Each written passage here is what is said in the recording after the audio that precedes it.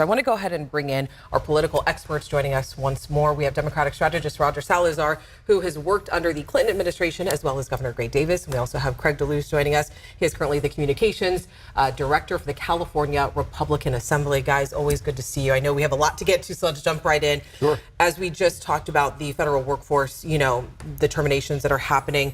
Talk about the political backlash, and I want to hear both sides. I want to hear the backlash, but also the support. So, Roger, I'll start with you first. Yeah, I think there's first of all, I think what was concerning to a lot of people was first and foremost the confusion that was going on. They're still arguing over who exactly is in charge of DOJ, for example. They're still trying to figure out who's calling the shots. There's a couple of the secretaries that sent emails to their workforce saying ignore what you're getting from DOJ. So I think that's confusing. It's demoralizing for a lot of folks, and especially those who are deemed essential, and they keep making mistakes. I mean, Musk talked about it in that cabinet meeting today. Hey, we accidentally got rid of the Ebola prevention group, and sorry about that. And so I think, again, we've said this in the last couple of programs, that they need to be a little bit more methodical about what they're doing here. And not moving too quickly. No, exactly. What about the support side? Are you hearing any support for these cuts? Are cuts necessary? Not on our side. Well, let me have things over to you, Craig. There you go. I think there's plenty of support for the cuts that are taking place. Keep in mind that we had the largest federal workforce ever under any president here recently. In fact, it grew 5% under President Biden, which is, once again, the largest it's grown under any president since the 1980s. I think that as they're going forward, as they're looking to identify things, they're going to make mistakes. The challenge or the issue with past administrations is they're so afraid of making mistakes that, guess what, they wound up doing? Never making any cuts, never making any real reductions. Sometimes I hate this, if you want to make omelets, you got to break a few eggs.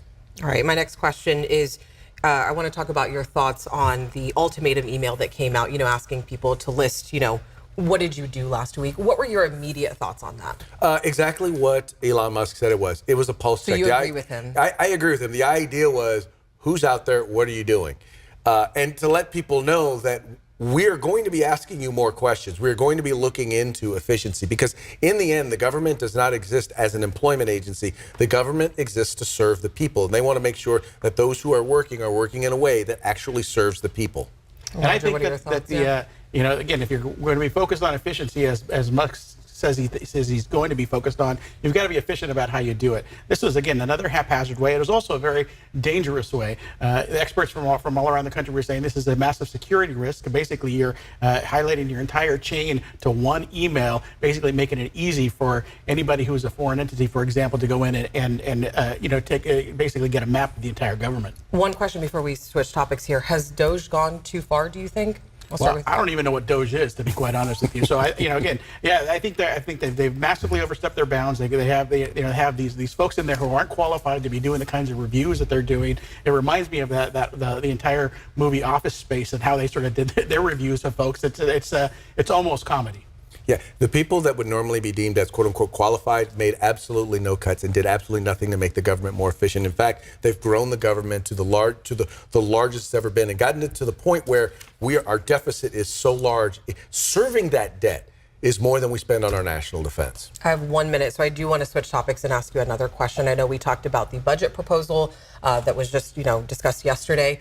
What are your thoughts on Medicaid and what will happen to the program? Well, keep in mind, there is no specific proposal to cut Medicaid. In fact, the president has made it very clear that Medicare is not going to be touched. What they're looking for is, they're saying this is an opening salvo in a budget negotiations. In other words, we want to see $880 million or billion dollars worth of cuts in that particular area, not in Medicaid, but in the Department of, I believe, Energy and Commerce, under which Medicaid is listed.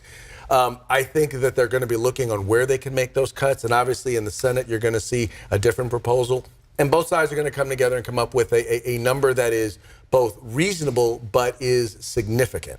You got 30 seconds. Yeah, and I'll make it really quick and really simple. I don't believe President Trump when he says that there aren't going to be Medicaid cuts. They're going to have to. You think it'll happen? I think they're going to happen. They've got a lot of money that they want to try and cut out of that budget. They say it's all going to come from fraud. There isn't that much compared to what the number that they're trying to get to. They're going to have to take it out of somewhere, and ultimately, we're going to see that be a big issue in the next election cycle. All right, thank you both. You already know this is not the end of the conversation. We're going to have a lot more to talk about with these two in our streaming show. So